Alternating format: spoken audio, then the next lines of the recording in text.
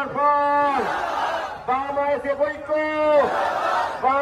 বৈক্য দিকে দিকে বলে দিন, মোটাবাড়িতে বলে দিন, সোজাপুরে বলে দিন, মালদা শহরে বলে দিন, মালদা শহরে কাজকাদুরি তারা চিহ্নে ভোট দিন, বৈষ্ণবনগরে কোদাল মিলছে চিহ্নে ভোট দিন, সোজাপুরে খাম চিহ্নে ভোট দিন, মোটাবাড়িতে খাম চিহ্নে ভোট দিন।